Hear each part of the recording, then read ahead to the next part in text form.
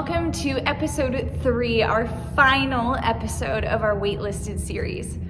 Over this series, we've been talking about what it looks like to find God in the waiting. What it looks like to deal with waiting when things are uncertain, what it looks like to trust the fact that God will show up, what it looks like to not give up on God's faithfulness, but be faithful to the fact that you know God will show up for you. And over this series, we've been diving into different stories of different people in the Bible, and today we're going to be diving into the story of David. But before we get into his story, I want to ask you, do you ever feel like people aren't listening to you? Have you ever shared a story, or have you ever been a part of a friend group, or even giving a presentation in class or talking to someone and you feel like they just zone out and they don't listen? I feel like that happens to me all the time. I actually hate it. I'm actually one of those people that's pretty adamant that I will continue to keep trying to tell my story, no matter how many times I'm interrupted, no matter how long I think they're not listening. I'll even ask if they're listening because I want to be heard. I maybe can be a little bit kinder in how I do it, but I wonder if you guys feel the same way. It matters to be heard. And I think sometimes when we find ourselves in situations of waiting, ones that are difficult, ones that aren't easy, one where there's questions and uncertainty, or that we just don't know what to do, we at least want to feel heard. We want to know that God is listening. But sometimes we don't think He is. And I've experienced this in my own life, and I've experienced it in many ways, guys, but one way that I specifically think about is when I was in a situation that was really difficult for me. You see, I had a job that I really didn't like. And I really wanted to leave it, but I didn't know what was the right thing to do. I didn't know when was the right time to leave, when was the right way to leave, what it was supposed to look like. I just didn't know what was good. I didn't know the right option. I honestly didn't have options, and I wanted clarity on options, and I tried to talk to other people. I tried to get other people's opinions, and they weren't helpful, and I felt lost in it, and I felt like I went to God and I heard nothing. For months, I was asking God, what do I do next? This job doesn't feel right for me. This job doesn't feel healthy. This job isn't what I want. I don't think it's what you want for me. So what do I do next? And in the waiting for God to respond, I started to feel like He wasn't listening. And when I felt like He wasn't listening, I started to think He didn't care. And I wonder if you guys have ever found yourself in that situation too. Have you ever felt like God wasn't listening to you, that God didn't care what you were going through, and that He wasn't going to answer? And if you have, I want you to know you're not alone. And that's something that we also see in David's story in the Bible. And what I want you to know is David has quite an incredible story. He's actually ends up becoming the king of Israel, even though he's originally a shepherd boy. And I just want to kind of lay out his story for you guys today. You see, there was a king named Saul, and Saul lost favor with God. Saul was not doing what God had called him to do, and so instead, God appointed David to become the next king. But when David was appointed, he was a young kid. He was just a shepherd boy. He wasn't ready. And here David is being promised. He's being anointed as king, but it's something he's going to have to wait for. But it's not something he's going to have to wait for in comfort. It's actually something he ends up having to wait for in hardship, in fear, in uncertainty. And what happens in David's story is he goes on from being a shepherd boy to fighting Goliath. And that's in itself a pretty crazy story. And then after he fights Goliath, he ends up finding favor with Saul, and he ends up actually playing the harp for Saul quite often. David was a really good musician, and Saul found favor in him, but eventually Saul started to get jealous of David. He started to be hateful of how much love David had, how much people liked him, how successful he was, how he didn't seem to fail at anything. And so Saul started to turn resentful, jealous, violent. He started throwing spears at David. He started wanting to hurt David, and eventually David had to go on the run. David had to go on the run and hide from Saul because Saul did not want David to take his throne. And it was in this time that David was fleeing dangerous people. He was hiding in the wilderness. He was hiding in caves. He was feeling surrounded. grounded. And ultimately, Saul dies. And when Saul dies, David does become king, but the thing is, David had to experience 15 years of waiting. 15 years of waiting for that promise that God had made him to come to fruition, for that promise to finally happen. But in the waiting of that promise, David experienced so much hardship.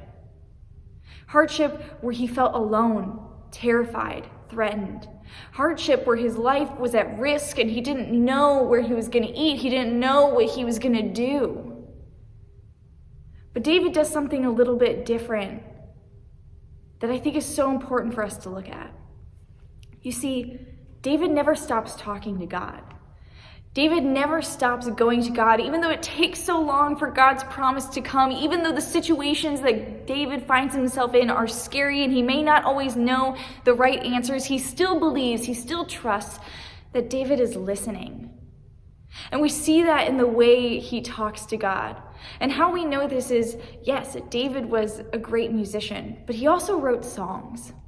And once David was king, he started writing songs, and a lot of these songs are in the book of Psalms.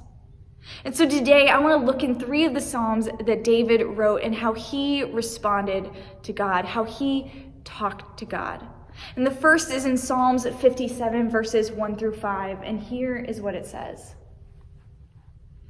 Have mercy on me, my God, have mercy on me.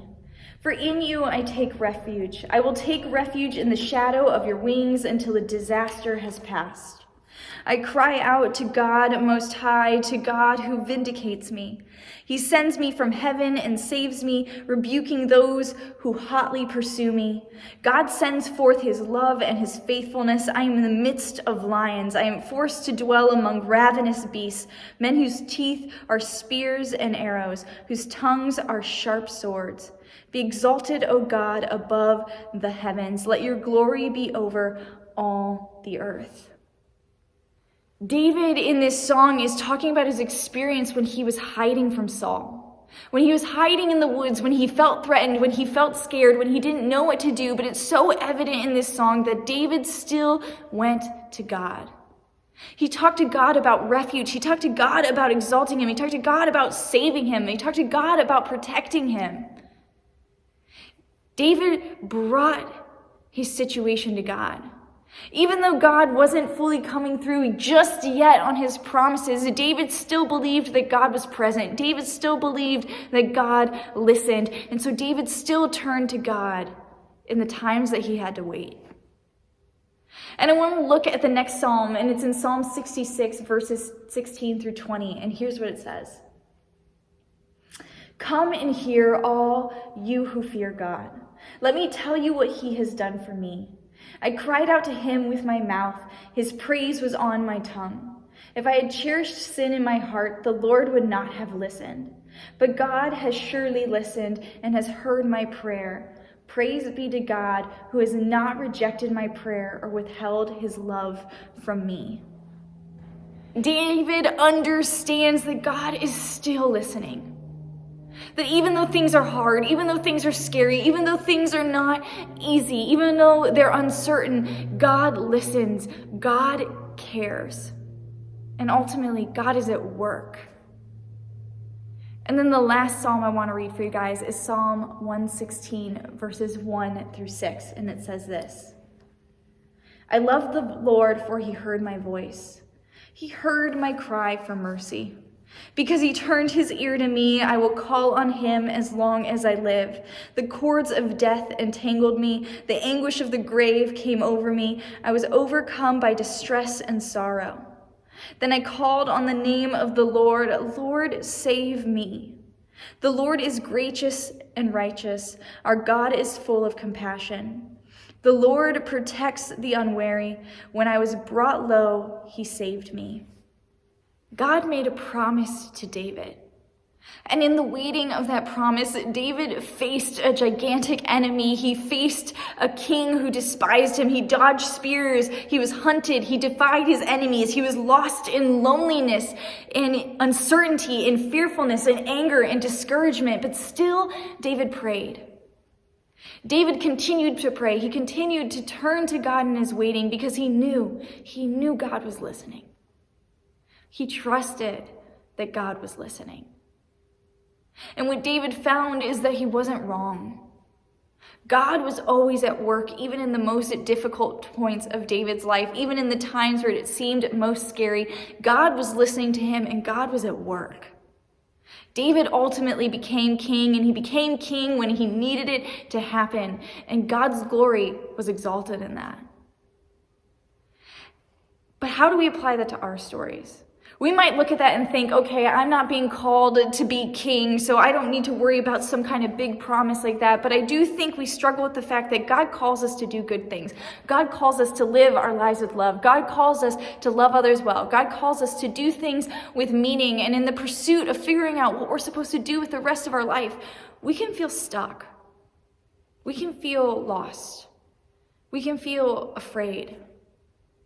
And it's when we're stuck in those moments that it's so easy for us to think, God isn't listening. God doesn't care. God isn't at work. But that isn't true. God is always listening to where we are at, and he's always actively working to bring his good, and he just needs us to trust in him. He just needs us to bring to him what David did as well. Because you see, what happened is that David didn't just tell God things were hard. David shared his emotions. That's what's so beautiful about the songs that he writes. David shares his emotions. He shares his fears. He shares his struggles. He shares his frustration. He shares his vulnerability with God because he knows God is listening to it. And so that's what I want to encourage you guys in today, is to figure out, how can you bring your fears? How can you bring where you're stuck? How can you bring where you're struggling? Whether it's with a big decision or a small decision, how do you bring that to God? How do you trust that he is listening? You see, it took me a long time to figure out that God was still listening to me when I was struggling to figure out whether or not I should leave this job. It's a job I didn't want to be in, but it's a job that I depended on, and I just didn't know how God would show up, and I was hoping that he would line it all up so that I could just make a safe decision. And ultimately, I got to a point with some incredible advice from friends and people I loved that I needed to trust him. I needed to trust that he was at work. And in doing that, I chose to just pay attention to God's heart, to pay attention to who he has called me to be. And I recognized that I didn't need to wait on clarity or answers. I already knew what was necessary. I needed to leave that job. And I did. And it's once I left that job, once I stepped out in that trust, once I understood that he was listening and that God was at work, things started to unfold before me. Opportunities and better jobs to figure out, places that I felt like I belonged. And it was a hard lesson for me to learn, guys, but it took me a long time to recognize that even though I felt stuck, God was not stuck. God was always at work, and I just needed to trust that he was. I needed to trust and take steps forward and be willing to know that he was listening to me and that he was working for my good. And so I want to challenge you guys in trying to do that today. Trying to not only do that today, but for the rest of your lives. How do you trust God in the waiting? How do you trust God in the things that are hard? And I think if we follow David's example, we do it by bringing our emotions to him. By being open and honest with him about things that we are struggling with, by sharing our situation. But it wasn't just sharing our situation with God, it's also sharing our situation with others. It's once I started talking with other people about what I was experiencing and what I was trying to figure out that they actually pointed me back to God, to listen to him, to understand him, and to trust in him. And it's something I deeply needed, and it's something you might need too. And then finally, guys, it's to share your feelings. It's okay to be frustrated. It's okay to be scared. It's okay to feel lost. It's okay to feel uncertain. It's okay to be angry. Your feelings are not wrong, guys. Your feelings are not wrong. But if we just hold these feelings and we take these feelings and tell ourselves that we are lost in them, then we cannot move forward. And moving forward doesn't mean we all of a sudden don't feel scared, don't feel anger, don't feel afraid, but it does mean we figure out how to not be defeated by it. How to not allow ourselves to be stuck in those emotions, but instead give them over to God and trust that even though things are hard, God is at work. So guys, as you head into small group today, I really want you to be asking yourself, what do I need to be bringing to God in the season that I'm in?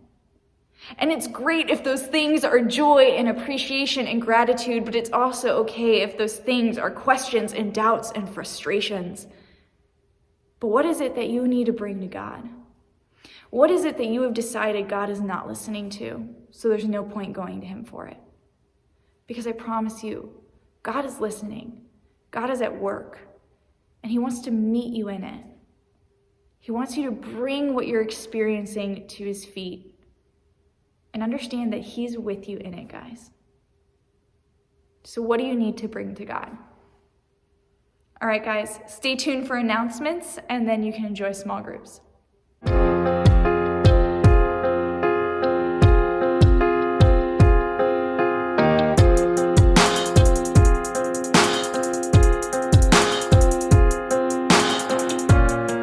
Well, hello, guys, and welcome to Impact News. Woohoo! All right, we have 3 announcements for you guys, so we're going to go right into them. And what is our first one for this week? First one, no surprise, Bible study continues on Wednesday. This week it is 1st and 2nd Timothy, and we'll be there.